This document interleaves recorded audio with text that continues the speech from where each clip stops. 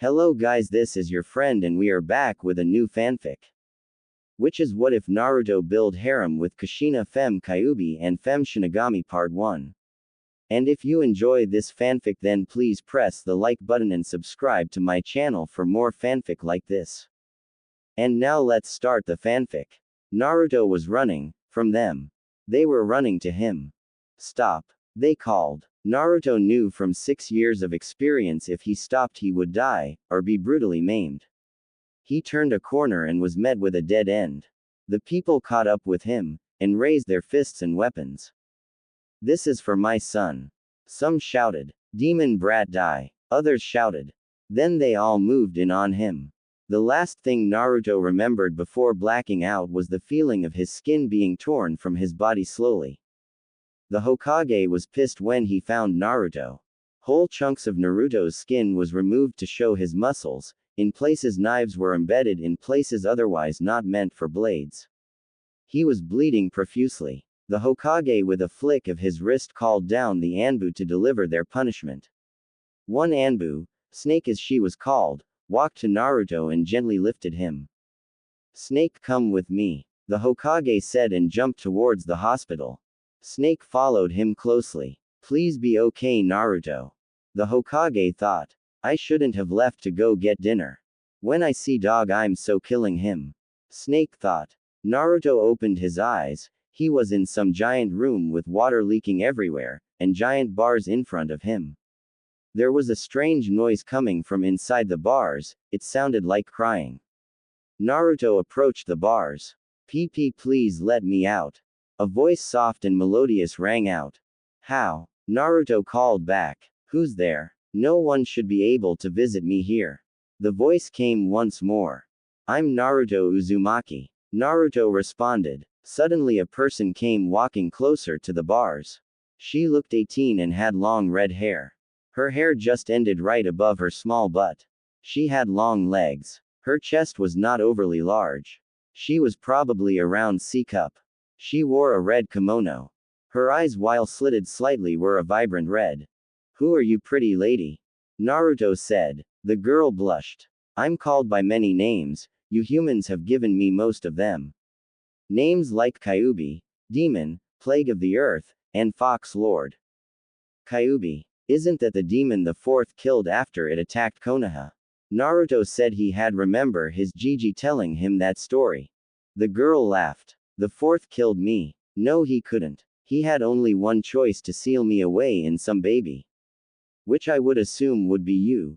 That's the only way you, a person with no bloodline, could come in here. So you're why they attack me. Listen, it hurts me to say that it is true, I am why they hurt you. If this damn seal wasn't here you'd be fine, not injured and living a normal life. Actually, if I hadn't gone into a bloody fit and attacked here you would be safe. So very safe. Will you listen to my story, boy? I'll listen till I have to leave. You won't be leaving anytime soon, you've slipped into a coma. Walk into the gates and come join me." Naruto slipped in, and with a giggle the girl grabbed his hand and dragged him farther into the seal. As they went the water began to dissipate and they were standing in a small room. "The seal gave me one corner of your mind to do with as I please. This is what I made, a place for me to sleep." The girl sat on the bed, and pointed of Naruto to join her. He did and she pulled him. She placed his head in his lap and began to run her fingers through it.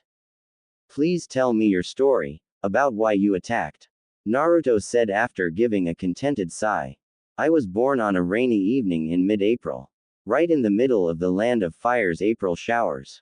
My mother and father were two of the kindest demon foxes ever born. I was raised to follow their beliefs. I love the humans of Konoha. One child in specific, he had these vibrant blue eyes, and this wild unkempt hair. I'd visit him, in the form of a boy. He was my first friend, and he was always there for me. War was looming in Konoha, and the boy was going to be a ninja, and I feared losing my best friend so I joined him. Now I was already trained by my parents, and was many times stronger than he was. The two of us passed, and were placed on the same team. After a while I told him my secret. I told him I was a demon fox. He smiled at me, and said, "You are you. Demon, slug, hell, you could be the man to kill me and I'd still call you my friend." I was so happy to be accepted too strongly. We soon met a girl, beautiful girl in fact. Slowly the boy began to visit me less, and would spend time only with her. I was alone, and hurt. I thought to myself, if only I had come to him as a woman, like I am, then maybe he'd spend more time with me. It was then that I made a mistake. In a fit of rage I faked my own death in front of him. After doing so I returned home to my mother and father, and for the first time in a while returned to my fox form. It was then that I noticed I had been given my 9th tail. Years passed, and a man came to my home. A strong man, he looked at me with these red frightening eyes, and attacked me. My parents joined in. It was a tremendous battle. My father died first. My mom tossed me away. She was run through with a blade. He looked to me and said that if I wished to get revenge, go to Konoha, that is where I reside. He began to disappear, but he said one last thing. "The boy you knew many years ordered me to do this." I ran to Konoha in a rage, and attacked. Then the boy I knew appeared and he looked me in the eyes and I looked at him. I said, "Minato, how could you? I trusted you, I told you what I was, and you sent that man to kill my parents." I yelled at him. He looked at me sadly and said, "Who are you?" I showed him the form I had taken many years ago. He looked at me in disbelief and said, "So it was you. I'm sorry, old friend, but you know what I must do," he said, and began to make hand signs. "Minato, I don't blame you." It was then that the Shinigami came and sealed me away. The seal he placed on my while it was kind enough to give me this place, it came at a price.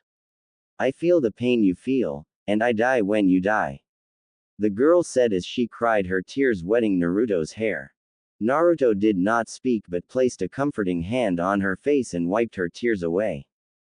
"Naruto, will you make a deal with me? If it can ease your suffering, I'll make any deal for you.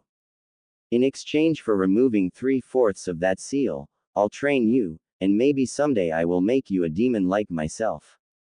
Don't worry, removing 3/4 will only give me a corporal body and allow me to take some of my chakra back into my body. I can't remove it all, and still if you die I die. What do you say?"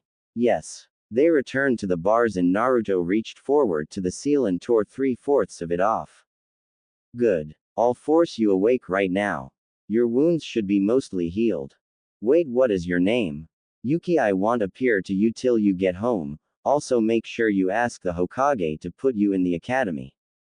Naruto awoke. First thing he noticed was that he was in the hospital, then he noticed that his Gigi was there.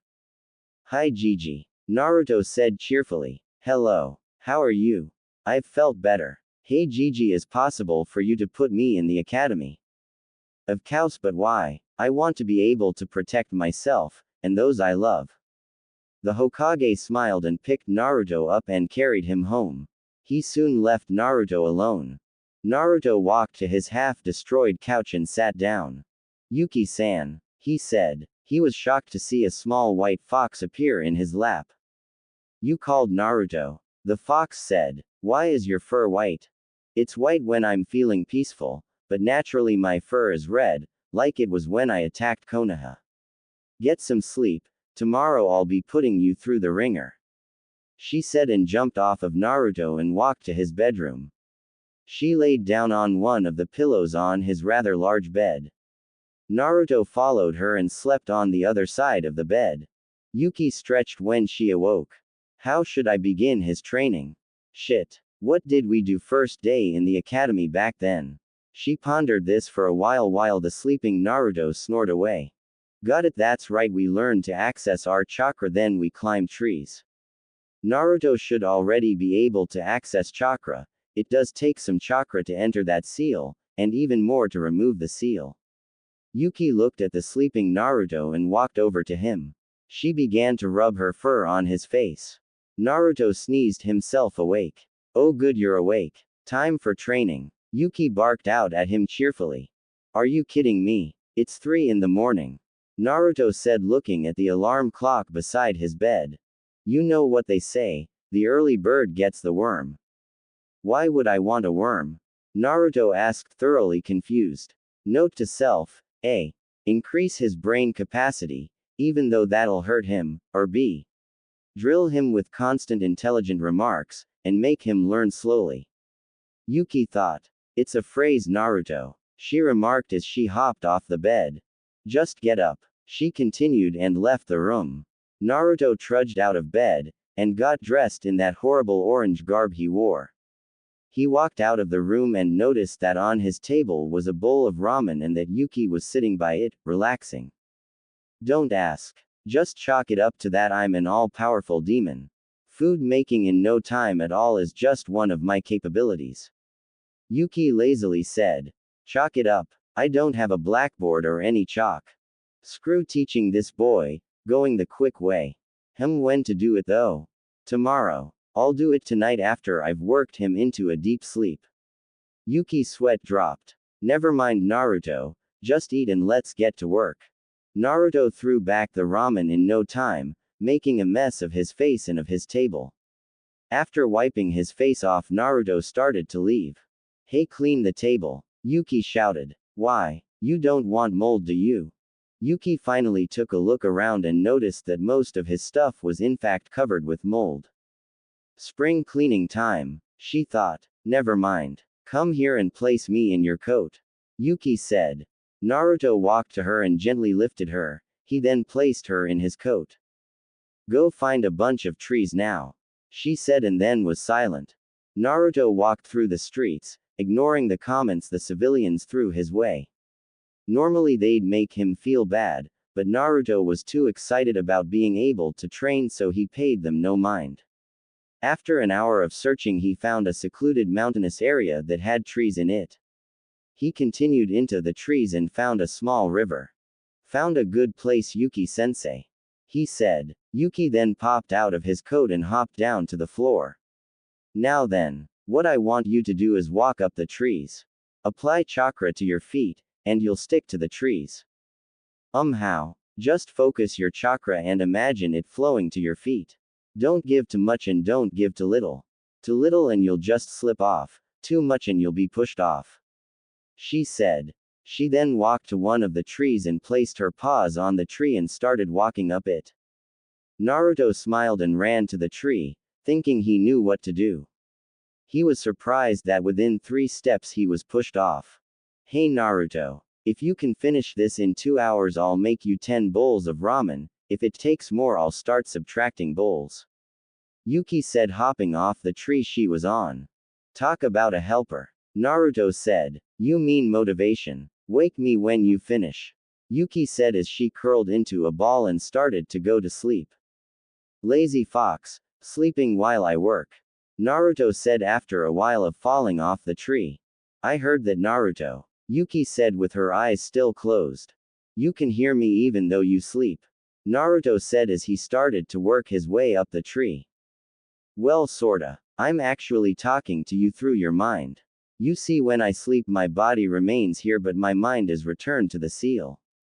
In theory we should be able to communicate with each other while we wake.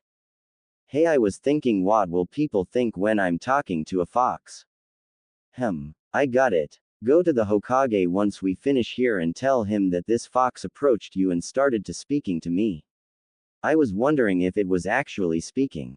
I'll then bark at the Hokage, and you are to say she says she's like a nindog, but instead a ninfox, and that she felt like I would be able to understand her, Yuki said. 8 hours later and Naruto had finally managed to climb up the tree. I did it, he shouted and promptly began to fall. Luckily though, Yuki had woken many hours before and was able to catch him in her mouth. Damn Naruto, you're heavy, she thought. Not my fault you're so small, Naruto responded. Well, so much for seeing if we can speak through our minds while awake. Now then, go to the Hokage, I'll guide you in what to say, Yuki said as she jumped and placed him on the floor.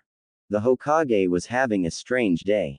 There were rumors that Naruto had put on weight overnight, and when he investigated it with his crystal ball, he sees Naruto speaking to a white fox.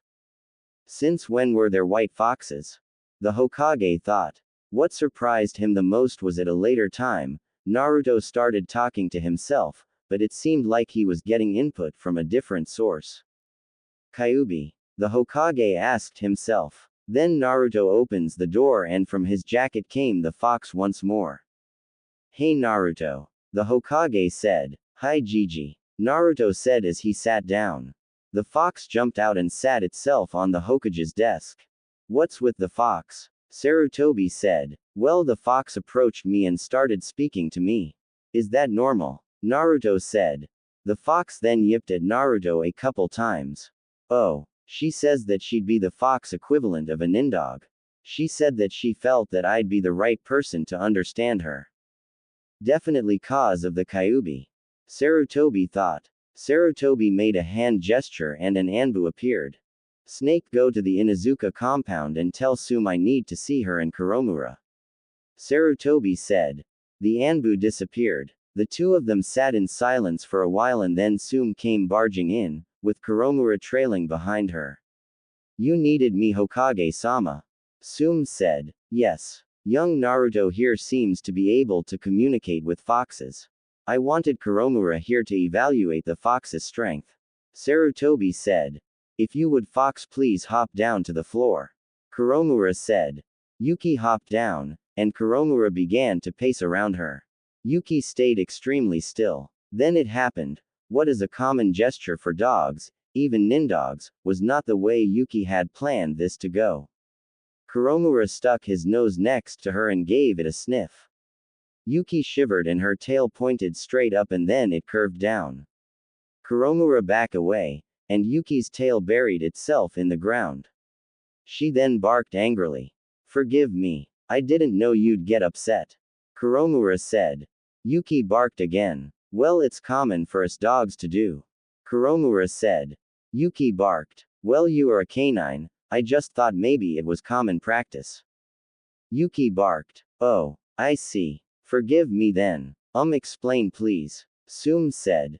Well, I sniffed the fox's butt and she didn't like that. Apparently she was extremely sensitive to those kinds of things. Then I apologized and the fox said, what would possess you to do such a thing? That was then it's common was said, and the fox said but she isn't a dog. Then I said that she was a canine and it could have been common practice. She said well it isn't. Kuromura said. Yuki hopped up into Naruto's lap and began to nuzzle his stomach. Kuromura and Sume then looked at the hole in the Hokage's floor. Kuromura sniffed at it. There's some residue chakra in the hole. Also it has the slight smell of fire. I'm pretty sure that if that had hit me, I'd be dead. I believe that as long as her senses are strong she'd be valuable to us. Yuki barked sarcastically if that was possible. Oh, yeah, her sense of smell is definitely strong. Kuromura said. Why? Sarutobi said. Well, she just said she smelled that Sume had steak for dinner last night, and that her shampoo smelled like an orchid. Also she said some other things that aren't exactly appropriate to be said around a pup. Kuromura said. It was then that they noticed Naruto's blush. I heard it already, I can understand her. Naruto said. Well then what did she say? Sume said. She said that she could tell it was Sume's time of the month because she smelled of blood. Also she could tell that Sume has touched herself twice in the last week, and that she hasn't been with a man in at least 3 years. Kuromura sighed. Sume blushed. Is that true? Sarutobi said and then regretted it.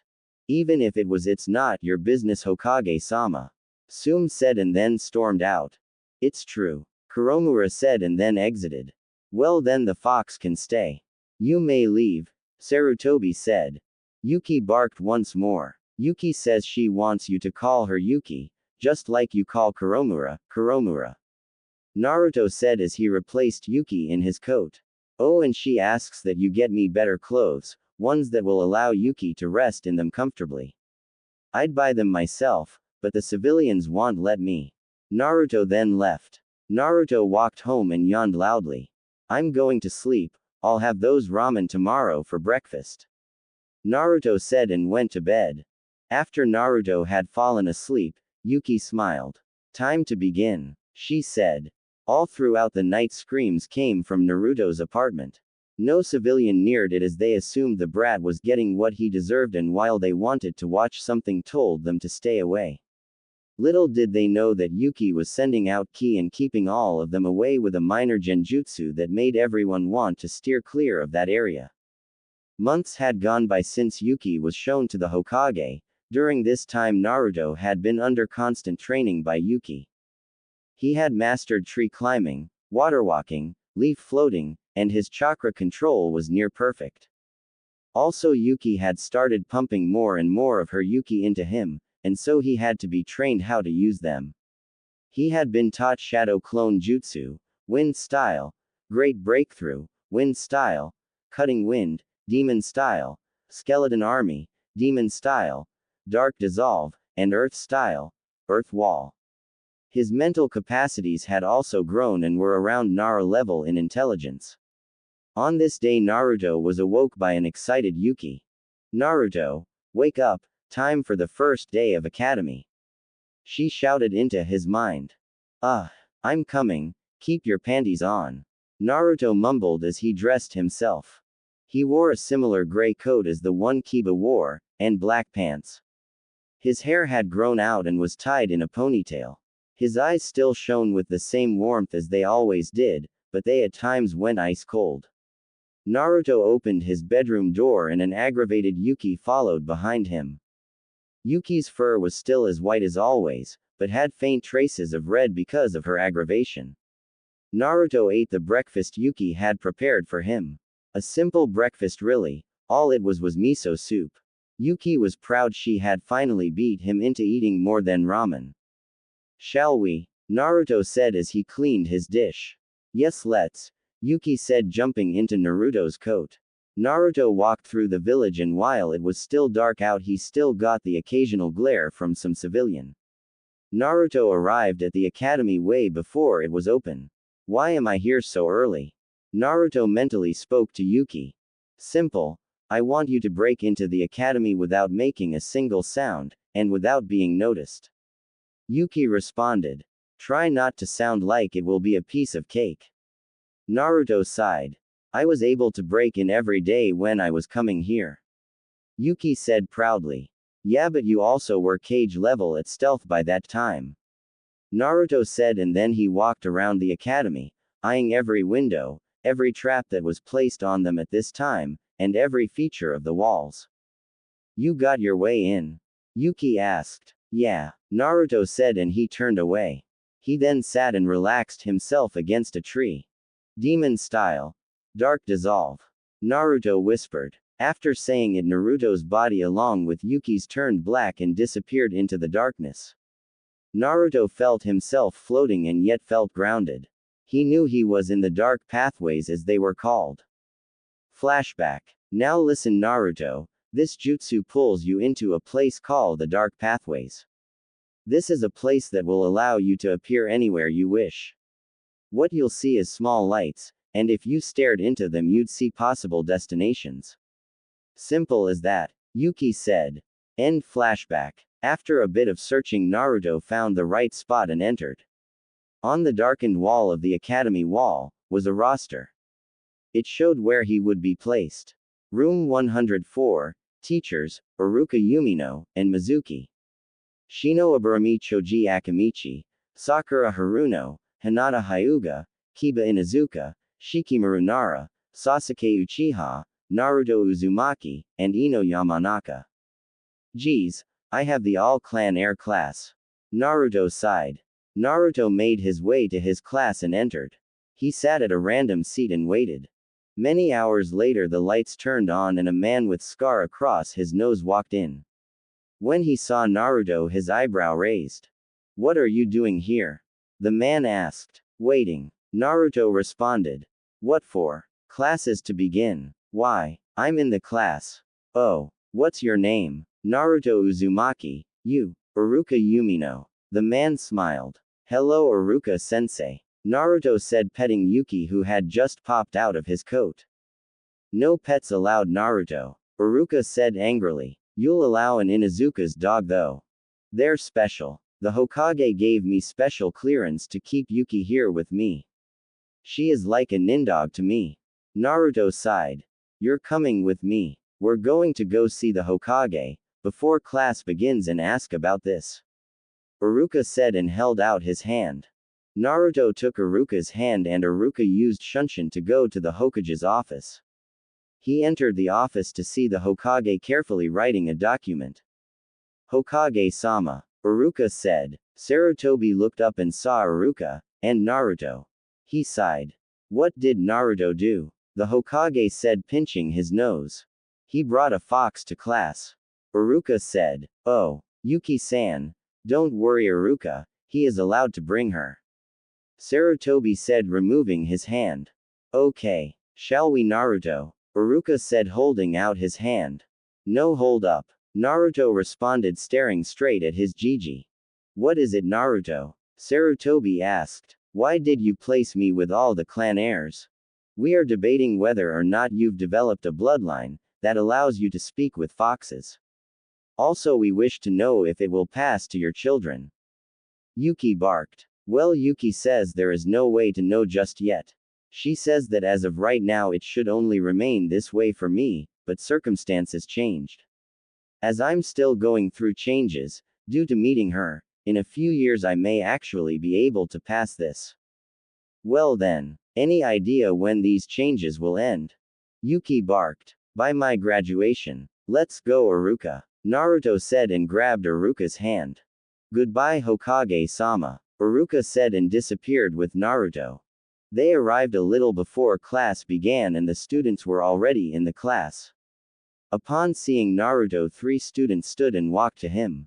Naruto. Good to see you. How are you? Mom is looking forward to seeing you again. Kiba asked. Naruto was reminded of the day he met Kiba. Flashback. Naruto was at home working out when he heard a gentle knock. Yuki barked and was responded to by another bark. Kuromura and Sume. Let them in, Yuki told Naruto mentally. Naruto walked to the door and opened. He was met by a smiling Sume. Naruto-kun. Come with me, love. Sume said the second half seductively. Yuki growled. Sume laughed. Come, there's someone I want you to meet Naruto. My son Kiba. Sume said. Together Sume, carrying Naruto who was carrying Yuki, and Kuromura running alongside, they went to the Inuzuka compound. There they met Kiba. Naruto and Kiba hit it off almost right away. They spent the day playing games, and having a good time. Naruto, for as long as I live I'll protect you. That is my oath, and the Inuzuka keep our oaths. Kiba said. End flashback. Kiba grabbed Naruto and took him to the back where Shikamaru sat sleeping. Naruto sat next to Shikamaru and decided to join him in slumber. While Naruto slept, Yuki rested on Naruto's lap. Inside Naruto's mind. Yuki. What is wrong with my body? I've felt so stiff today. Naruto said, resting his head on her lap. That is my fault Naruto. You see, having me leave the seal has caused more of my power to slip into your body. It's causing you to change, slowly. Right now your body is rebounding from it all. I'm sorry you're going to be stiff for a while. She said. Change? What kind of change? Naruto asked. As of now I'm not sure. Tomorrow I'll stay in your body and check. Outside Naruto's mind. Class was ending and Naruto was awoken by Kiba. Hey. Wake up. School's over, time to go home. Kiba said gently. Naruto walked home slowly, feeling sluggish. Naruto, I can't feel your chakra pulsing anymore. Yuki said mentally. I noticed. Naruto replied. It was then that many people closed in on Naruto. Demon. We aren't going to let you get stronger. You'll die here, a gray-haired man said. Naruto ran, if not slower than normal, but Naruto still was a bit faster than most. Yuki was in his coat. When Naruto turned a corner, and saw the dead end, Naruto reached into his coat, and pulled Yuki out. He tossed her onto a roof. Yuki, the Inuzuka compound is nearby. Naruto said mentally. Yuki took off. I won't make it if I don't pull 2 tails out. Yuki said. I trust Sume and Kiba, feel free to tell them. Naruto said as he prepared to fight. Naruto pulled out a single kunai and faced the civilians that were nearing him. With Yuki. Yuki allowed two tails to appear and ran off faster than most chakra-powered runs. As she ran, her pure white fur turned red. She arrived in the Inuzuka compound. She ran to where Kiba was being trained by Hana as Sum watched. Yuki landed next to Kuromura. She barked at him. What? Kuromura shouted. What is Kuromura? Who is this? Sum said. Hana. And Kiba, please leave along with the triplets, and Akamaru. Kuromura said. Hana sighed and left. It's Yuki. Naruto is in trouble. He's surrounded and his body is not responding to him. Kuromura said. Sum ran. Kuromura and Yuki ran alongside them. Why does she look different? Sum asked. Yuki barked. When she's in distress, her fur turns red. Kuromura said. Okay. What about the two tails? Sum asked. Yuki sighed and then barked once more. She says there is no easy way to explain, so she's going to be blunt. She is Kyuubi. Kuromura said. What? Sum shouted. Yuki barked. She says that she is not here to hurt Naruto, she is Naruto's friend first and foremost. Kuromura said. Fine. Their secret is the Inuzuka secret. Naruto will always have our protection, Sum said as she landed on the floor. She saw the blood on the floor. Whose blood? Sum said. Naruto's. Kuromura said after sniffing it. Follow his scent. Sum said. If anyone looked at Yuki just then, she'd have seen the tears flowing from her eyes. They chased the scent and found Naruto sitting in a small hole in the wall, nursing a wound in his chest. Hi, Naruto said and coughed up blood. Yuki barked. Sum, get him out of there. Yuki needs to do something to him. Kuromura said. Sum reached forward and pulled him out. Yuki jumped up onto Naruto and licked at his wound. She licked up his blood. As she licked, Naruto's wounds healed up. Naruto had passed out midway through. When Yuki finished, she barked. Tell no one of what you saw. Kuromura said. That can be done. Sum said and she lifted Naruto. They took Naruto home, and laid him in his bed. Yuki. Protect this boy. If you ever hurt him, I don't care if you are Kami herself, I will kill you. Sum said and turned and left. Yuki smiled. I won't ever hurt him. How can I hurt the man I love? She thought. It had been 4 years since Naruto entered the academy, during which he had trained constantly. He had mastered more of the demon style, he had learned the shadow clone jutsu, and was taught the kitsune fighting style. While he couldn't use all of the moves, because some required him to turn into a fox, he was nearly unbeatable while using this style. Iruka had been the one to give the tests to Naruto, and to grade his test, so he was in fact the top of the class. Naruto had caused Shikamaru to truly show his intelligence, but Shikamaru was not as smart as Naruto. Naruto and Shikamaru had developed a friendship over the years.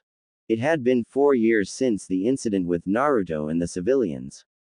And the changes had yet to finish occurring. His hair had grown insanely fast, and it now was in a ponytail that reached his lower back. Yuki had told him he would never truly change unless he finished the 3-step process. She never told him what it was. When he asked about it, she'd blush and change the subject. Iruka was going on and on about how he was proud that each of you passed. When are my changes going to finish? Naruto asked again. I've told you many times, they will end once you complete the 3 stages to become a demon. Yuki said. What are those stages? I will not tell you exactly what they are, just yet.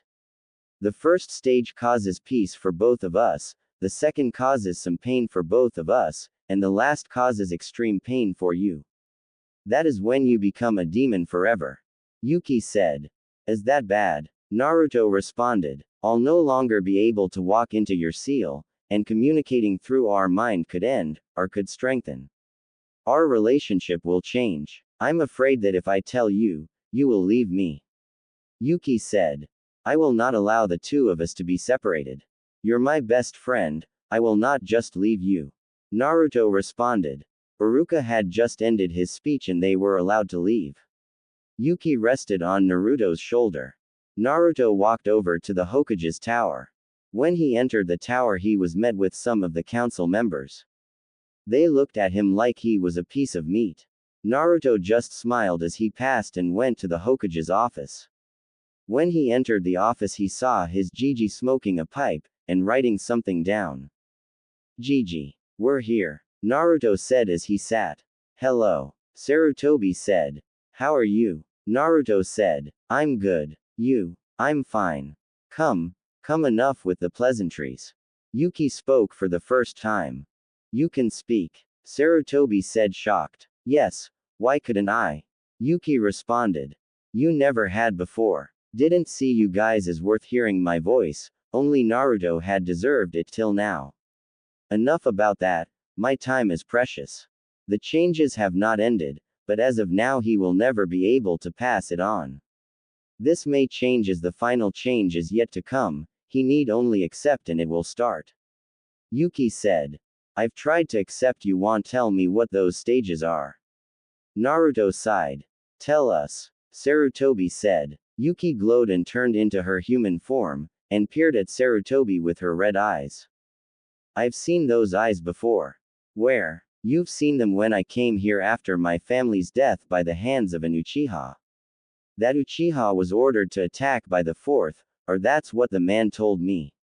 It wasn't until I confronted the fourth I realized I had been led on.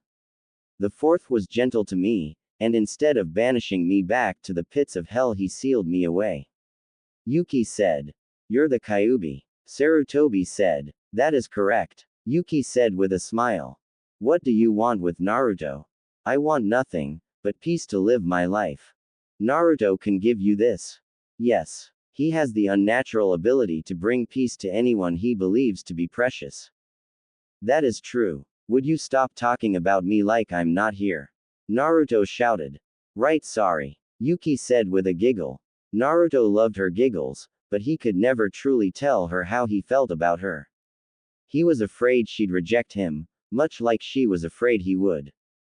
Well, as the changes have not ended, I see no reason to keep you. Sarutobi said. Yuki changed back into the fox, and the two of them left. They left the beaten path, and went to their secret spot. What it was basically a seal on a tree that once activated, transported them into an underground cavern. It was a big area, complete with 3 bathrooms, a wide training area, 2 bedrooms, a kitchen, and living area. The living area was where they landed. It was a spacious room, with a couch and a wide assortment of training manuals. The training manuals were created by Yuki.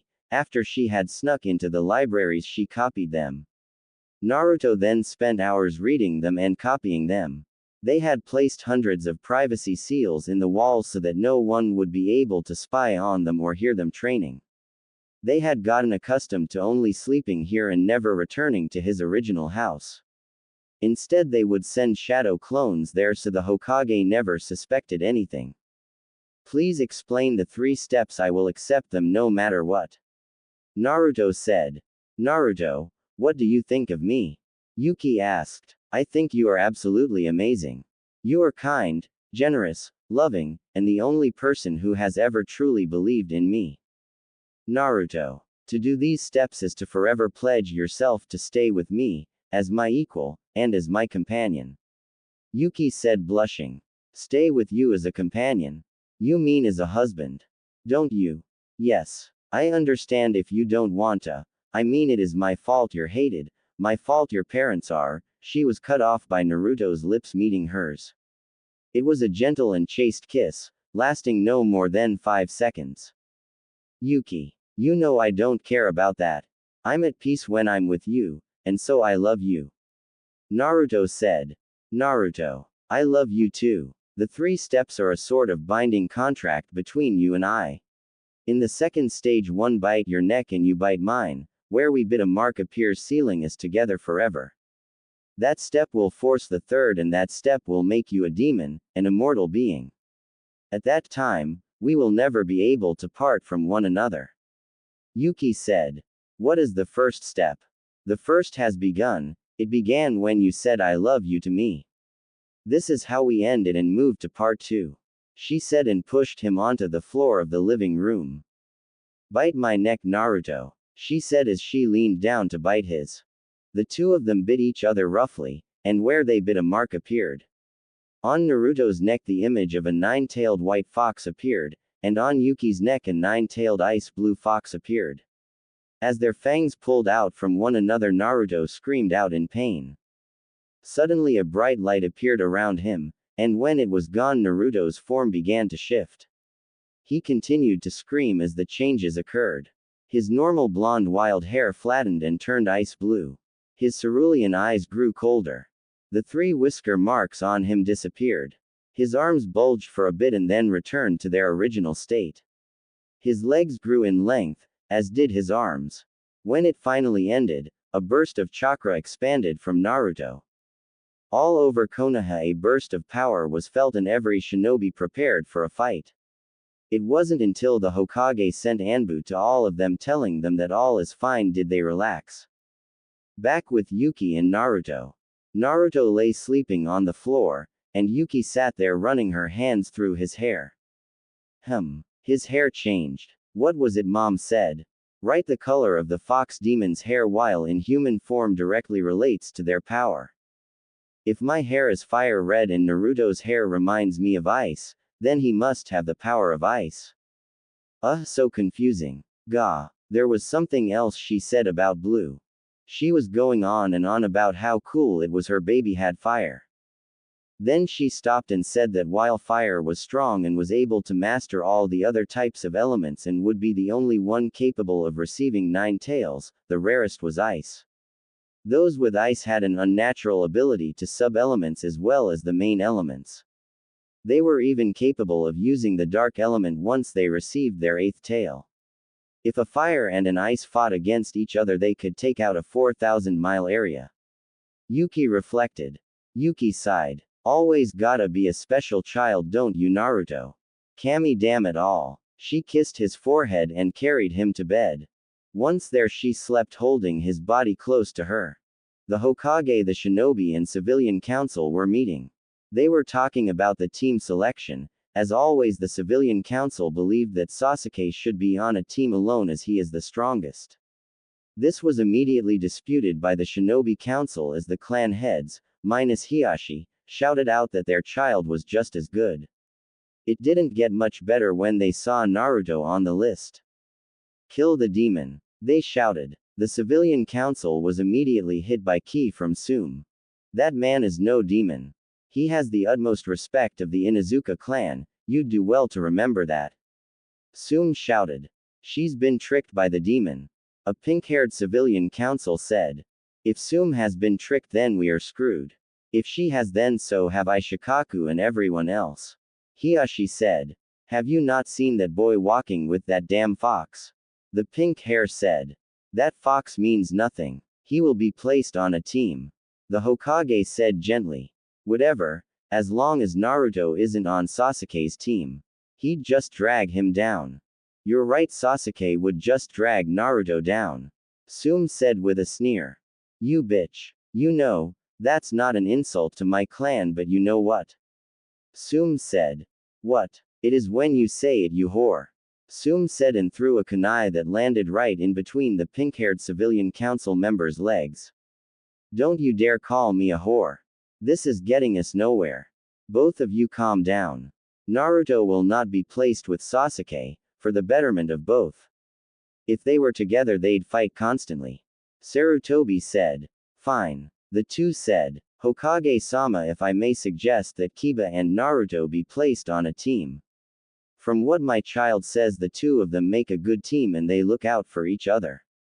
Also may my child be placed alongside them. Naruto has made my son utilize all of his potential. Shikaku said.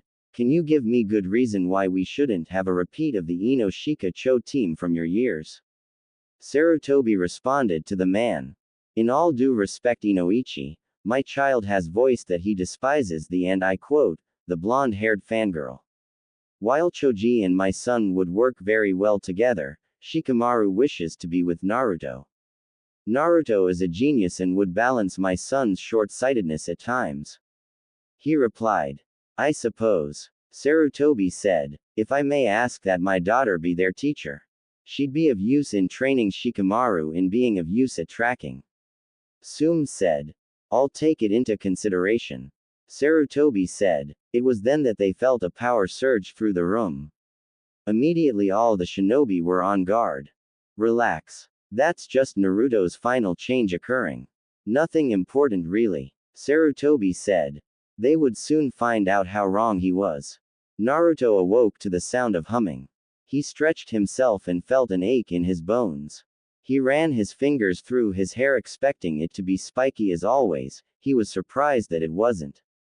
Naruto jumped up and ran to the bathroom. He looked at himself and promptly screamed.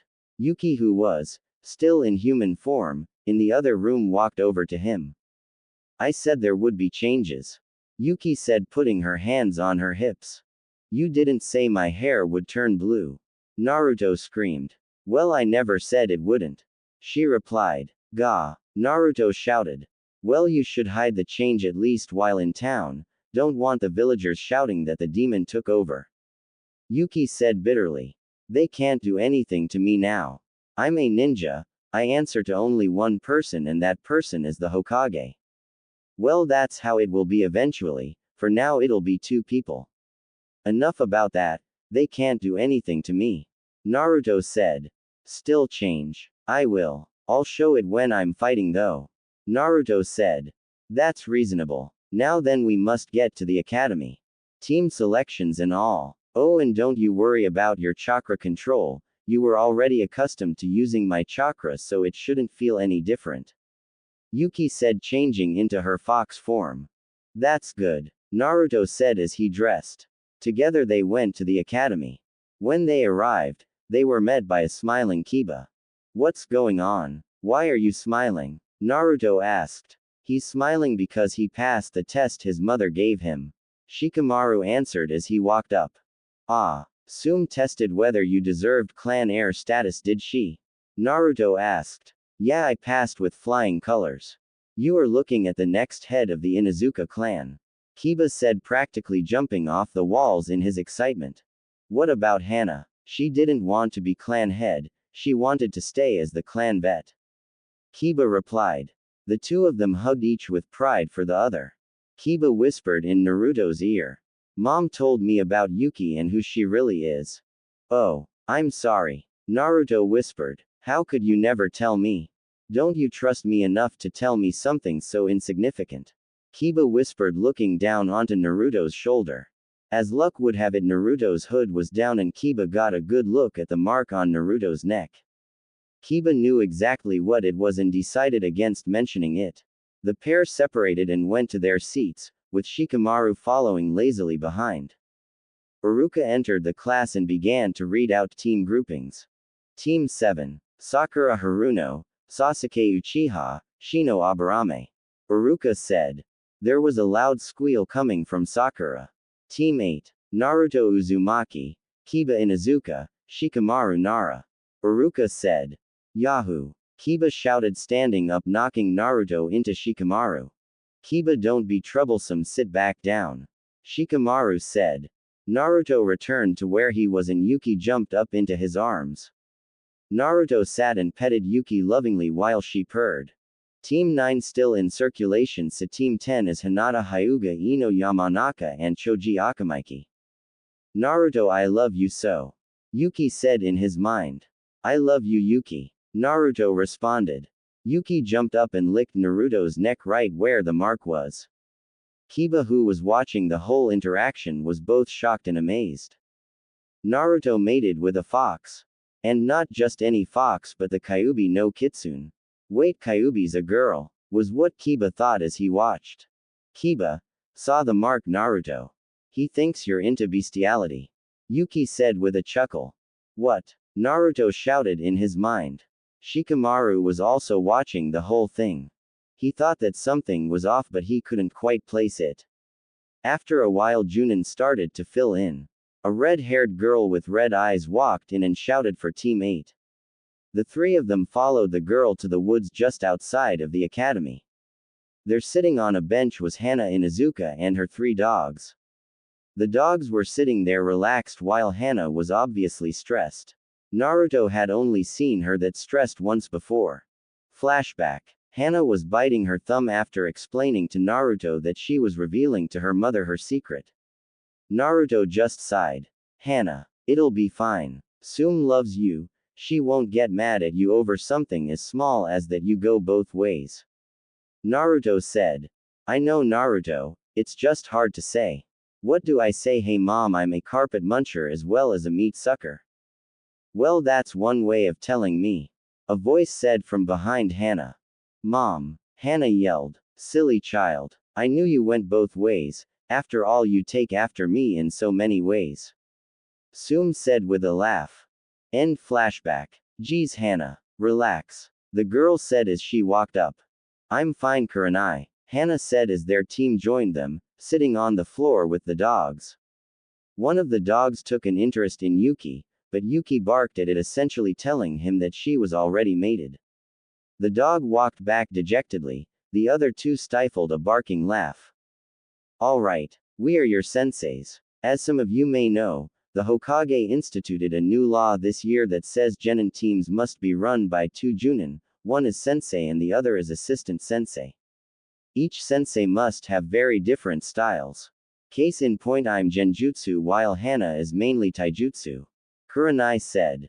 Yes. Now then, why don't we start off by introducing ourselves? I know two of you but one I don't, and I'm sure Kuranai doesn't know any of you. Kuranai, you start. I'm Kuranai Yuhi. I like genjutsu. Hana-chan. Kuranai blushed as she said that, just realizing that her genin team didn't really need to know that. I dislike perverts, rapists, those who look down on genjutsu, and those who judge others. My hobbies are inventing new genjutsus, assisting Hana-chan with the Inuzuka dogs, and gardening. My dream is to live a long life with the woman I love. Kuranai said, still blushing. Hana stared at Kuranai lovingly. I'm Hana Inuzuka. I like my dogs, and most of all Kuranai.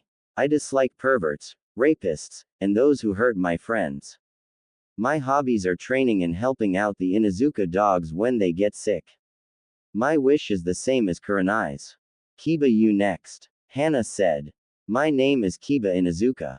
I like Akamaru, and my friends. I dislike those who judge others. My hobbies are helping Naruto, training with Naruto, and hanging with my family. My dream is to be a better clan head than mom is. Kiba said. My name is Naruto Uzumaki. I like ramen, and Yuki. I dislike rapists, and those who hate foxes. My hobbies are training with Kiba and Yuki, chatting with Shikamaru, beating Shikamaru in shogi, and most of all talking with Yuki. My dream is to protect those I love. Naruto said. Troublesome. Names Shikamaru. Liking things and disliking things is too troublesome. My hobbies are playing shogi and cloud watching. My dream is to be a good clan head. Shikamaru said. Okay, you three meet us at the bridge at promptly 7 o'clock in the morning. Don't eat breakfast, you might barf. Hana said, and then she and Kuranai disappeared. Hey Naruto, want to come to see mom with me? Kiba asked. I'll see you there. I got to go talk with the Hokage first. Naruto replied. Okay. Naruto ran to the Hokage's office with Yuki in his jacket. He ran up the stairs and barged into office to see Sarutobi leaning back in his chair sleeping. Gigi. Naruto shouted, waking Sarutobi. What? Sarutobi said, annoyed at being awoken. Naruto glowed and he turned into his Hanyu form. Naruto, you got a lot of explaining to do. Sarutobi said bitterly. Naruto walked forward and sat in one of the chairs, in the office. Where do you want me to start, Gigi? Naruto sighed out. Why don't you start with why you have a tail? End of the changing. We finished the 3 steps, and as a side effect I turned into being half human and half fox. I'll take it from here, Naruto. Yuki said and glowed. She turned into the form of a black-haired boy with brown eyes. Shinji-kun. The Hokage said, shocked. It's been a while, Sarutobi. Yuki, as Shinji said. You died, didn't you? Why were you Naruto's fox? I thought the fox was Kyuubi.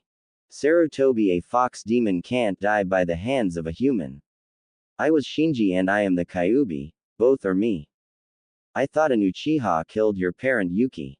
Naruto interjected. I'll get to that soon. I think Sarutobi wants to know something. Yuki said. Sure enough, Sarutobi was leaning forward inquisitively.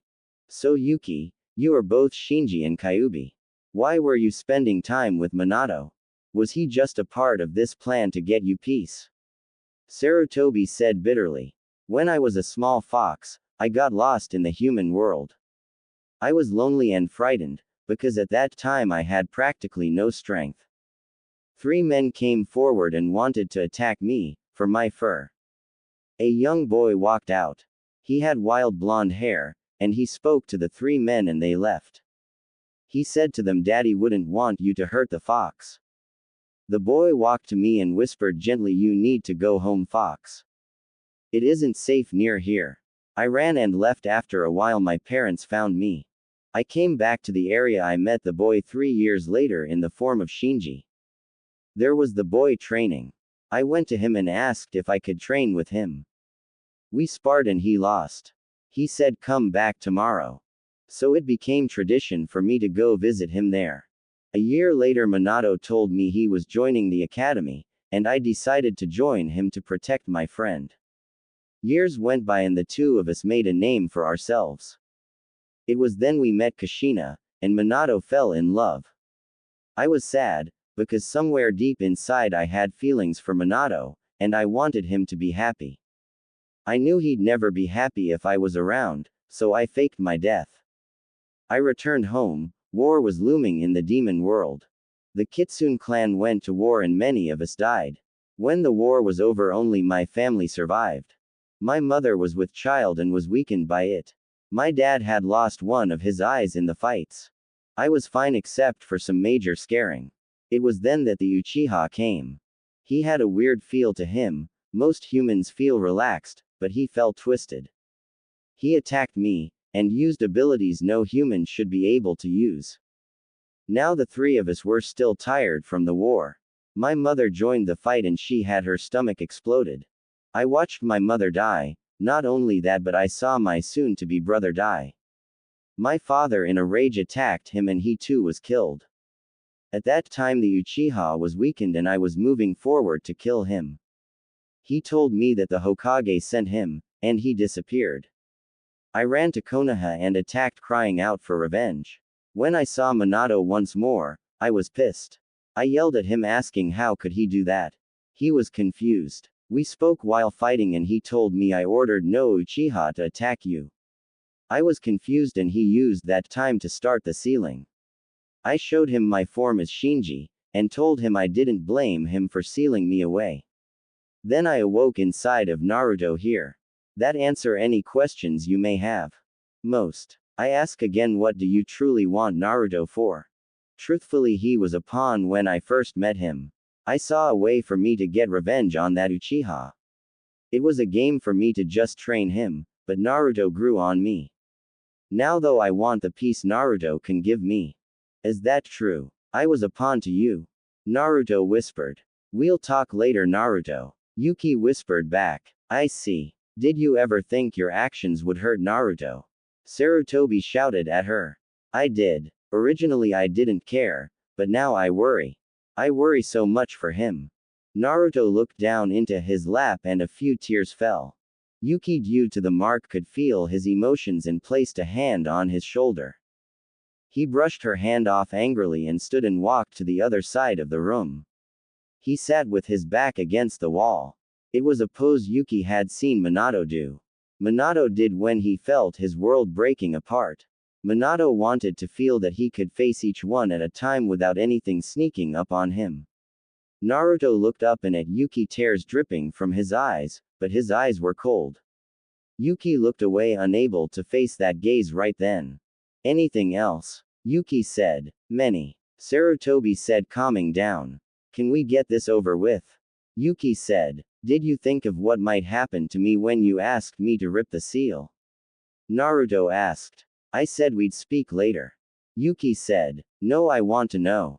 Also, what was the purpose of the seal being ripped? Sarutobi said. As I said before, I didn't care. I knew ripping the seal could kill the boy, but at the time I didn't care. Him ripping the seal removed me being trapped with him. Finished the 3 steps we took yesterday, removed the chance that I'd die if he did, and that he'd die if I did. So in other words, all you care about is you being safe and free to run away. That was my original feeling, now though I don't feel that way. What you feel now does not change the fact you came into this to hurt Naruto. Sarutobi said. Anything else? Yuki said again. No, we'll talk about if Naruto will be able to pass this ability to his children now. Yes. He just needs to mark other women, but the marking process is special. There has to be love between the pair for the mark to be able to be placed on each other. So Naruto will have to pick the girls and they'd have to pick him. If any girl had with Naruto and they didn't have a mark, no children could ever be sired between the two of them. Yuki said and returned to her fox form. Gigi. Can I leave? I'm supposed to go see Kiba. Naruto said, standing. Yes, you both may leave. We'll talk about clan status at a later time. Sarutobi said. Naruto walked straight out, not even bothering to pick up Yuki. When they were out of the office, Yuki tried to jump up onto Naruto's shoulder. When her paws touched his shoulder, he pushed her off. Yuki hit the floor and sighing, she walked next to Naruto. If anyone looked down at her, they'd have noticed the slight tears dripping from her eyes. The two walked quietly. Yuki tried to speak to Naruto through his mind, but he'd ignore her. Naruto. I'm sorry. She screamed in his head. Forgive me. I know I was wrong back then, but now it's different. She continued. Naruto. I love you. Please stop ignoring me, she said, tears evident in her words. They continued onward. After a while, Yuki stopped trying to get to him, and resolved to talk to him later. They arrived at the Inuzuka compound and just walked straight in. When they got to where Sume, Hana and Kiba lived, the door swung open. Sume was standing there. You know, Naruto, it's polite to ring the bell at the gate. Sume teased. I'll remember that for next time. Naruto said blankly as he passed Sume. Sume blinked and looked at Yuki, who turned to her, revealing the tears in her eyes. Yuki turned back and continued with Naruto. The night went on, and finally Sume grabbed Yuki and walked her away to speak with her. When the two were alone, Yuki returned to her human form. Okay. What's wrong, Yuki? Sume asked as the pair walked through the garden. Yuki sighed. Sume, you've been a good friend to Naruto and myself over these years. Yuki said. The Inuzuka are loyal, but you are dodging my question. Sume said. Our meeting with the Hokage didn't go so well. The old man wasn't happy when we started and he tore at me with questions. I don't know how he knew the questions to ask to force me to reveal my secrets, but he did. The Hokage is the leader, he is intelligent. Sume said.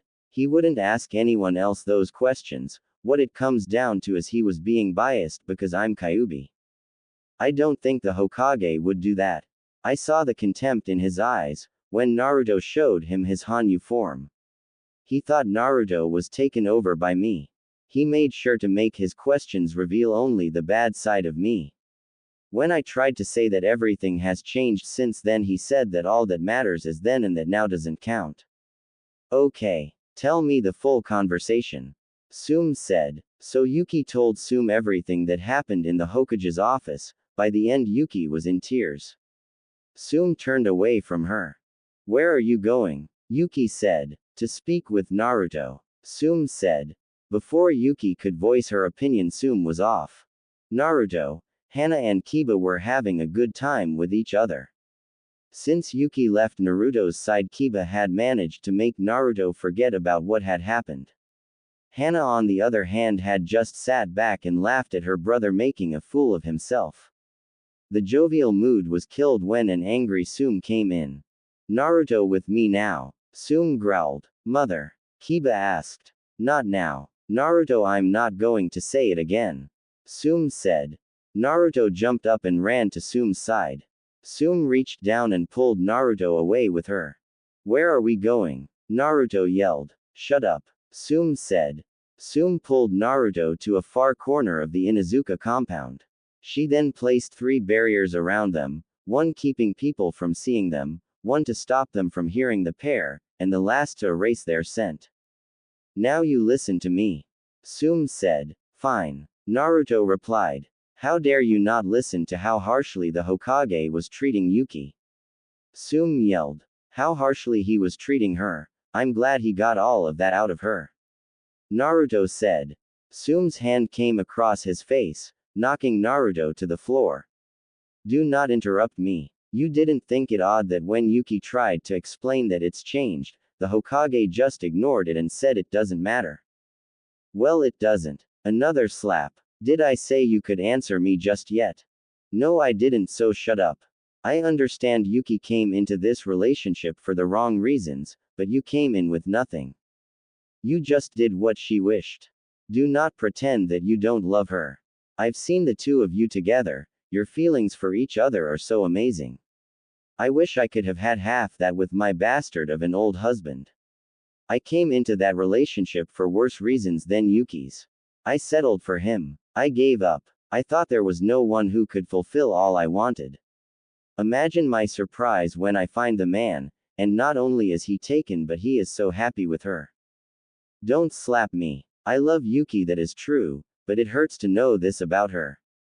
I feel betrayed. Did she not realize I might die? The man is a fool for not liking you. Naruto replied. I can't blame him. She's a beauty. So, you're selling yourself short. You are beautiful too. Not only that, fun to hang out with. Heck, I would want a girl half as good as you to be one of my wives. One of your wives? Yeah, apparently I'm allowed a couple wives.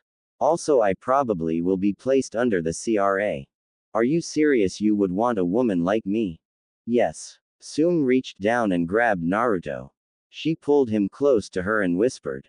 The man I found that could fulfill all I wanted was you, Naruto. She said and kissed him. At first Naruto was taken aback by the shock of Sume's lips meeting his, but then he returned the kiss. They kissed heatedly for a few minutes, then Sume pulled away. Naruto. Forgive Yuki. She loves you. I love you too. Sume said. Sume. I was conflicted, because I had feelings for both you and Yuki. I didn't think you'd like a guy like me. I don't know if I can forgive Yuki so easily, but I'll try. Naruto said and moved forward once more to kiss Sume. Yuki was pissed and yet pleased. She was pissed that Naruto had with Sume, and gave her a mate mark without her permission. Pleased that he had chosen her. She decided to hunt the two down and sprinted off. With Sume and Naruto, the two smiled at one another as they sat up. Sume dressed as did Naruto. Once they were dressed, Sume released the barrier to see Yuki standing there with a smile. Hi Yuki. Naruto said nervously. Hello Naruto. She replied once again with a smile. Sume began. Save it Sume. I heard everything. I am marked with him after all. I'm just surprised you'd break the rules of that mate mark. After all, I am the alpha of his wives. While it's ultimately Naruto's decision, no woman can be added without my acceptance. I know. I just saw my chance and took it. Sume said, looking down. It's okay. While I'm not pleased with the way you were added, I had planned on trying to get you to marry Naruto. Next time, Naruto, do not add someone without my permission. Yuki. I wanted to say to you, I'm sorry for not standing up for you when Gigi was verbally abusing you. It was just a shock to me to hear what you said. It hurt me. I felt like maybe you didn't love me like you said you did. It reminded me of some things that happened to me before I met you. Naruto said. Naruto. I love you with all my heart. Yuki said, and she ran forward and engulfed both Sume and Naruto in a hug. Just then there was a rustling behind the three, and Kiba and Hana came out. How long were you two there? Why couldn't I smell you? Sume asked. We've been here since Yuki said that she was planning on getting you to marry Naruto. You can't smell us cause this entire field smells like. Hana said. Both Naruto and Sume blushed. Kiba just tightened his hand into fist. Kiba stepped forward and slugged Naruto on the shoulder harder than he meant to. Naruto barely stumbled. Sume moved forward and grabbed Kiba by the ear. What the hell was that? Sume said, I didn't mean to hit him that hard. Besides, I punched him cause he had with my mother. My patterns are of no concern to you. Sume replied. They are when they concern my best friend. Kiba said angrily. Shut it, pup. I had with him out of love, not the casual you were conceived from. Sume said. Hana was the only one who noticed that both Yuki and Naruto snuck off. Next day, Naruto and Yuki woke up and left to their team meeting. Both of them pleased with themselves. Yuki was pleased that her best friend Sume was also married to Naruto. Naruto was slightly more egotistic. He felt that if he could get two beauties like Yuki and Sume, he could get anyone. That was quickly erased when he saw the looks of contempt coming from the villagers. The two arrived at the meeting place way before they were meant to. They opted to sit back and relax. A few minutes later, Shikamaru and Kurenai came. Then came Hana and Kiba. Kiba had a few bruises dusting his face. Kiba was without Akamaru. What happened to you, Kiba? Kurenai asked. Training accident. Kiba asked. Kurenai left it at that. Okay, you three. What would you three do if we asked you to retrieve two little bells from us? Hana asked. Shikamaru laughed. We would work together. As it's obvious the bells are meaningless, if they were you'd have actually had us retrieve bells, we can assume that the true meaning of this, Shikamaru said, is to see how well the three of us work together. Naruto said. Teamwork. Kiba summarized. Both Hana and Kurenai laughed. Kurenai stepped forward and cast a genjutsu on Kiba, rendering him useless, as he sighed contentedly. Naruto just sighed and overloading chakra into Kiba. Kiba looked back at Kurenai and growled. Now, no need to growl. Kurenai said. Kiba, don't make me mention to Sume you were being rude to Kurenai. Hana said. Kiba stopped growling and looked down at the floor. Let's just get a mission. Hana said as she stepped forward to stand next to Naruto. She slipped a paper into his pocket. Naruto carefully reached in and read it. Dear Naruto, by now you probably have noticed Kiba's actions. You see, yesterday something's happened. It ended with him trying to take the clan head status from me forcefully. He lost. I removed his status as clan heir, and removed his privilege to use Akamaru. I ask you to be the one to decide when he can receive it again. With love, Sume. Naruto sighed. He made hand signs and sent a clone to Sume to retrieve Akamaru. When the team arrived at the Hokage's tower, Naruto's clone was there with Akamaru. Akamaru. Kiba yelled. Kiba, you need Akamaru to be of any use to us. Listen to me though. I love her, and I won't treat her harshly. Naruto said in his ear. I know. It's my mother, man. I know. It'll take you a while, but when you accept it, let me know. Naruto said. Yeah, sure. Kiba said and grabbed Akamaru. Akamaru licked Kiba's cheek and Kiba placed his head on Akamaru's. He whispered quietly, Akamaru. I won't let anyone take you from me. The team stepped into the office. Team 8 here for a mission. Hana said. It's good to see all of you. The Hokage said with a smile as he passed the scroll to Hana. The team left the gates without a word. Each of the ninja, in full work mode. Shikamaru's hands were in his pockets, but his eyes were attentive. Kurenai was walking while keeping an eye out. Both Hana and Kiba kept sniffing the air every now and then. Naruto was just quietly watching things around him. Kurenai sighed when she saw the puddle on the ground.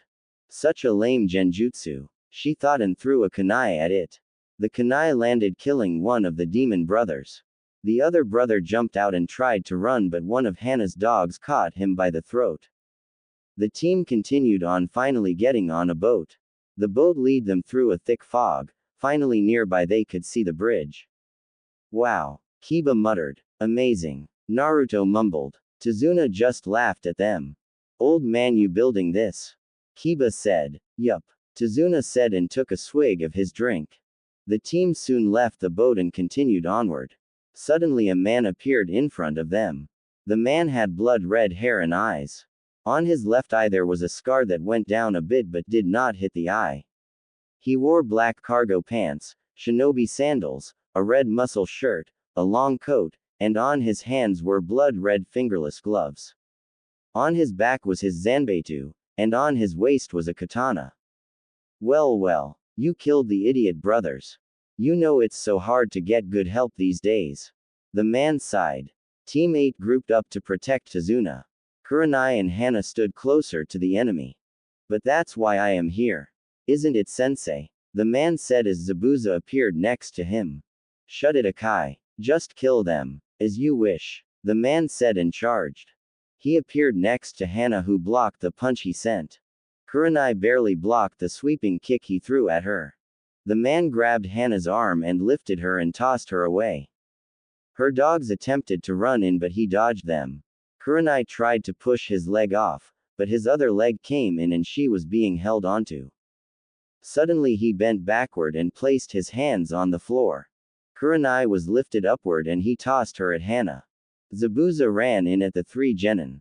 Shikamaru reached out with his shadow and caught Zabuza. As soon as Zabuza was caught, Kiba and Akamaru barreled into him.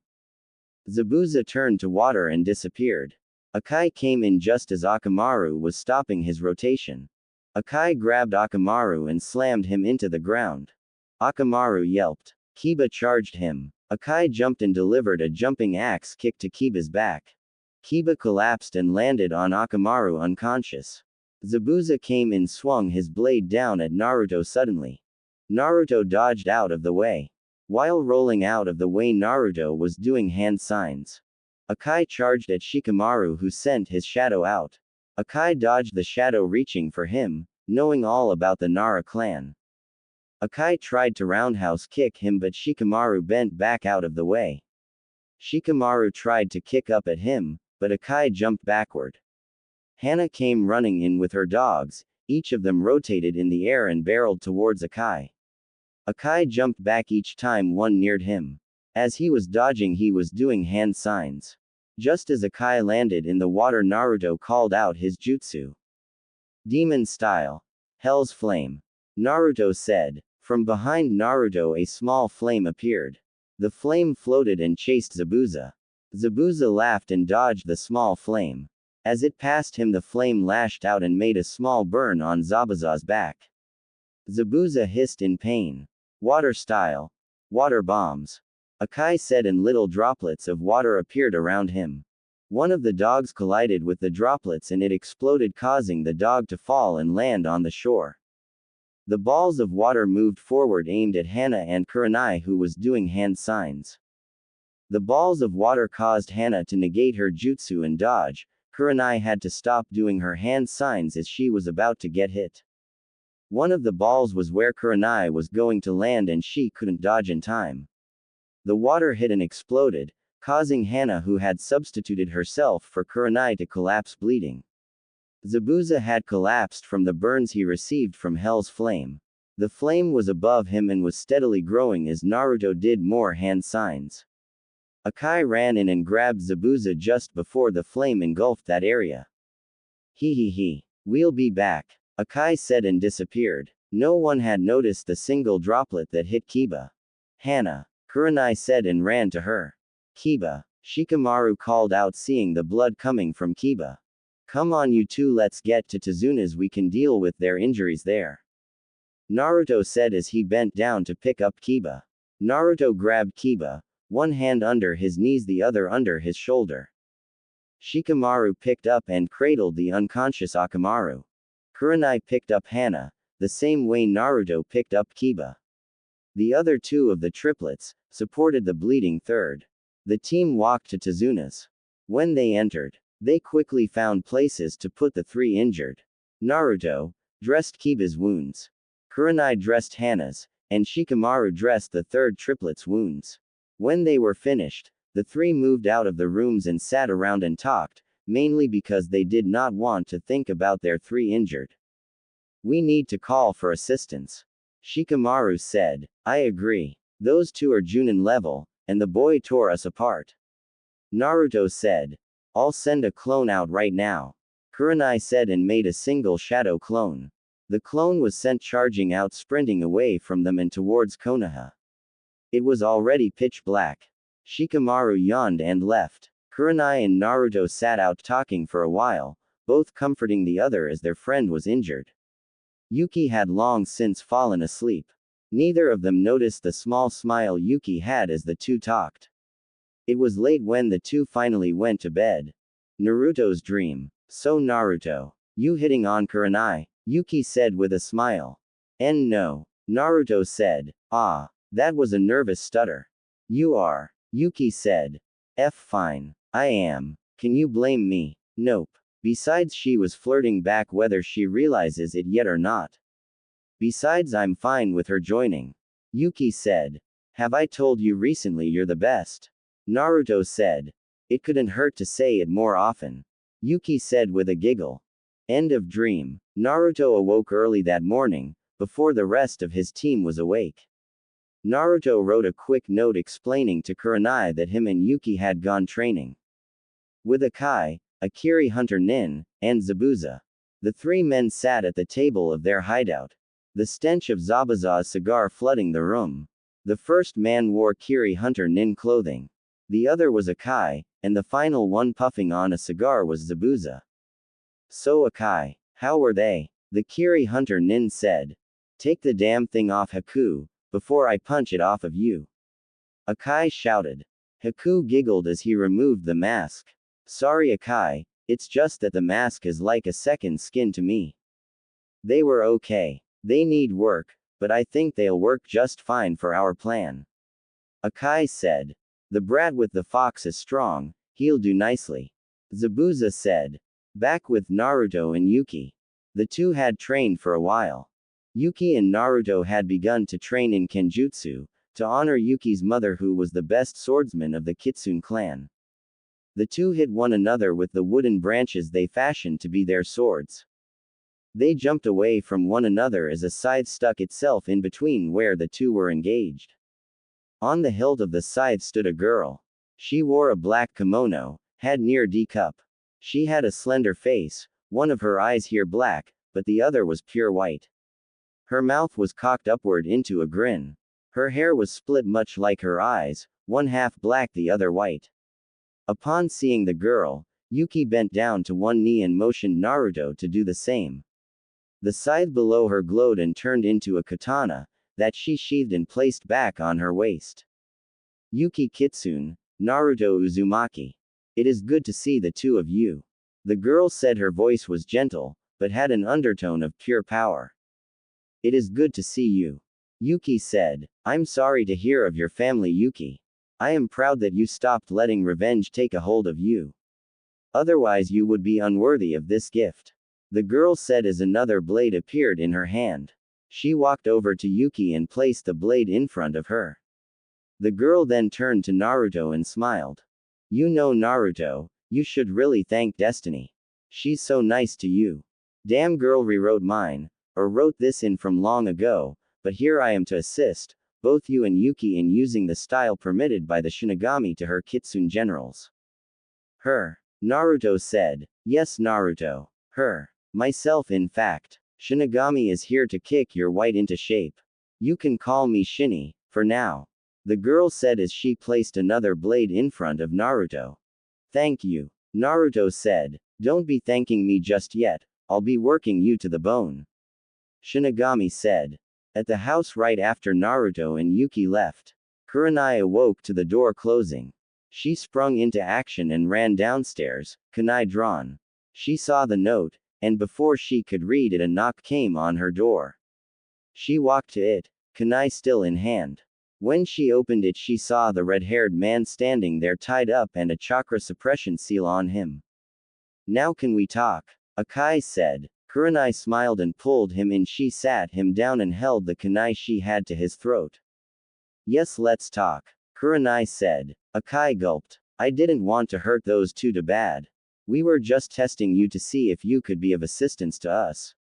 Akai said. Assistance? What do you need? Kurenai said. You see, Gato is holding Zabuza's wife hostage in return for his services.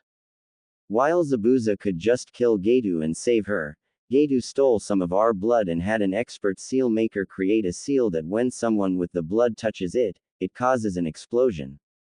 We killed the man who made it, but unfortunately Gedu had the seals already, so we are in perpetual servitude to the man. So we were hoping Tazuna would get ninja, to help him. We even went as far as to make clones of Konoha soldiers to have a fake fight near here, while Tazuna watched. It caused Tazuna to call on you. What we want is with our assistance your team to enter Gedu's mansion. We'll lead you to the prison cell his wife is in. He placed an observational seal nearby it so that we could see what happened to her. While your team grabs Zabuza's wife and escapes, Zabuza, Haku and myself will kill Gedu. Then we ask you to take us to Konoha, we'll join you guys. Why would you want to join us? You left your village out of choice. Kuranai said, placing the kunai back in her pouch. We left, because we were sickened by the way Yagura treated bloodline users. Haku has a bloodline, Zabuza and myself found him barely alive. It was hard to see the young boy, barely a year younger than myself, so starved. While we cannot take down Yagura, all we care about is Haku's safety. Please, help us, Akai said and bowed deeply to Kuranai. Fine. We sent out word for another team to come assist us. We asked for a team of Junin, so they can assist us in this. We'll place our Genin to protect Tazuna, while our Junin along with you and Zabuza invade Gedu's mansion. You keep Haku here with our Genin. Kuranai said. Okay. I'll send a message to Zabuza and Haku of your acceptance. Akai said. Kuranai made a clone. Tell me, where do you guys hide out? Kuranai clone said as it transformed into Akai. By the bridge, there's a big tree, we hollowed out a spot underneath it. The only way to enter is to smear your blood on it. Akai said. Kuranai's clone made a small cut on Akai and waited till her hand was covered in his blood before she disappeared. Soon after she left, there was another knock on the door. Kuranai opened it and was met with Anko, Genma, and finally Yamato. Kuranai let them as she quickly explained the situation. How many men are we talking? Yamato said. Gedu has about 600 thugs in his group, there are few weak ninja, but Zabuza, Haku, and myself are his strongest. All in all we should have no problems. Akai said as he stood to leave. We'll meet you tonight at the bridge. Kuranai said. Time skip. The team and the three Junin were enjoying a dinner. Kiba was wincing as it hurt him to eat, as was Hana. Suddenly the boy shouted out. Why are you even trying? The boy said. Inari. Tazuna said. They are just going to die. No one can fit against Gedu. You're wrong, kid. We can. Anko said. What do you know? You are no hero. There are no such things as heroes. Inari said. If that's what you believe. I believe each of can be a hero, we just need to know how. Naruto said. You wouldn't believe that if you have gone through what I have. The room dropped a few hundred degrees as both Anko and Naruto spoke in unison. You think you've had it so hard? What do you know about suffering? They looked at one another, grinned, and Anko continued. They both made the decision to overload the boy. You weren't tossed away by both your parents and then finally trusting one man followed blindly alongside him. He didn't throw you away and cause you to be the enemy of the village, even if you didn't do anything. Anko said. You're so caught up in the minor losses you have suffered, that you don't realize two people in here suffered more than you. You don't suffer physical blows every night and day. You didn't have a man cut your torso to pieces for fun. You didn't have a bastard of a ninja stab you in the stomach with his bare hand as electricity circled around it. Naruto said as he removed his coat, allowing his scars to be shown. Wait, a ninja stabbed you in the stomach with a hand with electricity. Did it sound like chirping birds? Anko said. Yes. Naruto said. Oh, he's going to pay. Anko snarled. The meal finished immediately after the Junin went to kill the men in Gedu's mansion. The day after the bridge finished, Team 8, the 3 Junin, and the new recruits walked quietly back to the village. Well, most were quite. Anko, Kurenai and Naruto had a conversation the whole way back. Much of the time Naruto or Anko was making odd faces at one another. Little did they know of what was to come when they arrived back home. The only one of these that does not require a gesture from the blade itself is Yuki's. Hers are all genjutsu based for the most part, those three at least. Again, this is similar to Bleach, but there is no call for the changing of the form, it is whatever the wielder wishes it to be, as long as it's a form the sword is capable of. The abilities are something the blade teaches the wielder. None of them have major areas of effect, so it's not like they can level towns with one move. The biggest size would be a street. There are other restrictions, but those will be explained later on in the story. Shinigami has 2 swords. Things will be explained later when the two go for training. Yuki's abilities. Fukuju causes the ones who are caught in this to believe her to be their leader, and to follow her bidding. Anata no Basho Shidiru causes the ones caught to bow to her till she releases it. This allows her to cut them down. Seppuku causes them to commit suicide. Naruto's abilities. Moru causes a line of fire to come out of the blade burning the enemies. Katsu causes an invisible streak of sharp wind to come out and cut the enemies in half. Shosutsu Suru allows Naruto to disappear even from the Byakugan. Yuki's first blade abilities. Tenchu, a single strike from the sword will cause the person to feel pain even if the blade didn't touch their body. Tenchusha Yuki creates a square with her blade and any enemy that walks through it is caught in it. Once she makes an X, the enemies will stop as they will see a little board in front of them that says guilty, not guilty. The words will fade in and out at fast speeds. If lands on guilty they die. If lands on not guilty they are uninjured.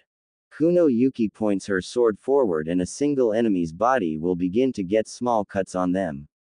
On the trip back, Naruto and Yuki learn Shinigami's really name, and I'll be using it for whenever they are alone talking, and for when I'm saying she did or said something. Her name will be used more once she enters the harem. I hope you enjoy Kakashi's punishment. I thought it was very much fitting, if not a little overboard, but whatever. Don't worry if you like Kakashi, the bashing will soon stop and he'll actually be a good guy. Chapter 10 Dog's Comeuppance and Naruto explodes. The group entered the village. After making a quick stop at the guards, they continued onward to the Hokage's tower. Upon entering the tower, the group rushed to the Hokage's office and began to give the mission report. Let me get this straight. You 4, Zabuza's wife as there she'll be described at a later time, wished to join Konoha. Also you 3 were enslaved by Geto, and that while you are considered missing, the truth of the fact is that it's not official. The Hokage said. That is correct. Zabuza said. Akai was desperately trying not to respond, and was surely losing that battle. There was the sound of the door opening, and one cycloptic Junin came in. Anko turned to him angrily and punched him. What was that about? Kakashi yelled. You used Chidori on Naruto. You fool. Anko said as she pulled kunai out. Kakashi dodged the thrown kunai and jumped out of the office. Anko chased him. Anbu. The Hokage called. Several Anbu appeared around the windows and the doors. Go hunt down Kakashi, and Anko. Stop Anko from killing Kakashi, and apprehend Kakashi and send him to Ibiki. The Hokage said. The Anbu jumped away and gave chase. Gigi. I understand that the position of these 4 are not exactly the best, but I have placed them under the protection of my clan, and I am not above leaving this village to ensure their protection. Naruto said. No, Naruto. I can't have you throw your career away for us. Zabuza's wife spoke out. Zabuza's wife was gentle looking. Soft cheeks, soft burgundy eyes, and short-cut burgundy hair. She wore a kimono that was also red. The kimono barely hugged her body, making much of her form unseen. This is my choice. I choose to offer you my protection, and if we have to go somewhere else to get that protection, then so be it. Naruto said, his eyes never leaving the Hokage's. Naruto. You have to understand, the Hokage began, but there was a crash and a black and white-haired girl was sitting in the now broken window. Lady Shinny. Yuki and Naruto called. Hi you two. Miyuki said.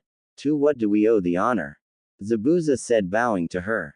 They had met Miyuki, who introduced herself as Lady Shini, the master of Kitsune. Just paying a visit to my two favorite Kitsune. They all know as they saw Yuki turn into her human form when they were training one day. Who are? The Hokage said. I'm surprised you don't know me, Hokage. As I am coming for you very soon. Think carefully, Hokage. I am the one the Kitsune serve, and what is it Kitsune are known to do? They are said to bring souls to the Shinigami, who then sends them off to where they are to go. The Hokage said, having spent time looking up legends of Kitsune since the Kyuubi attacked. So then who am I? If you are the master of Kitsune, you are either Inari or Shinigami. Ah, there's the thing. Many people think Inari is the god of Kitsune. No, she's the god of death, in one of her forms. Shinigami and Inari are similar. So you're the Shinigami. That is correct. I am here to say that if Naruto and Yuki leave this village, you'll not receive the protection of the heavens. This village will be destroyed. Miyuki said, putting her finger on Naruto's head. Shinigami style. Enter the fox. Miyuki said, and Naruto's body exploded outward, and where he was standing, two foxes stood. One white, the other yellow. The blood from Naruto sprayed outward, drenching Kurenai, Hana, Akai, Zabuza, Haku, and Shikamaru in his blood. The blood did not touch Miyuki, or the two foxes. Lady Shini, did you have to force it right now? Yuki said as the yellow fox collapsed. Yes, I did, Miyuki said, picking up the small yellow fox. What the hell did you do? Kiba yelled. Miyuki turned to Kiba with a smile. I forced him into being a full Kitsune. He was a Hanyu till just now. Now he's not human, but instead he is Kitsune. Unfortunately, anyone with a mate mark from him will also be forced into this form. Mom. Both Kiba and Hana whispered. With Sume. Sume was not having a good day. First, Kuromura got sick, so he was unable to be with her and talk. Second, Kakashi came running in through her house avoiding Anko. Then Anko tells Sume what he did to Naruto. Then she chased Kakashi. They finally got him with a kunai, cutting his Achilles heel. As she was going in to torture Kakashi, she suddenly felt weird. Then she exploded. Now she was a damn black fox, and she felt weak.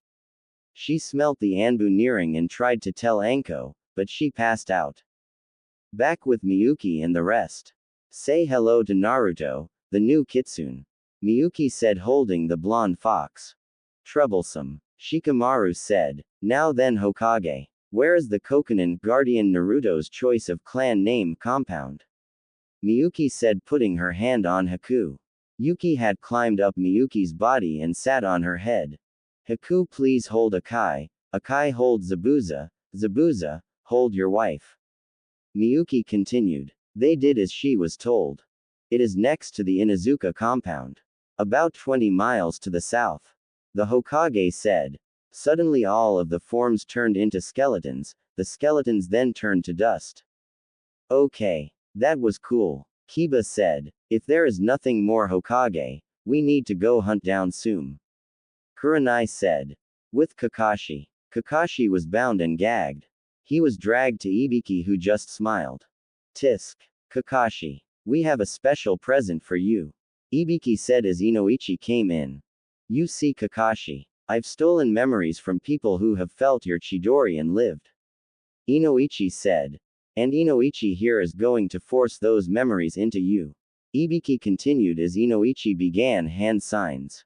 You will relive each of those moments. With all the pain associated with it. There are around 200 memories in this.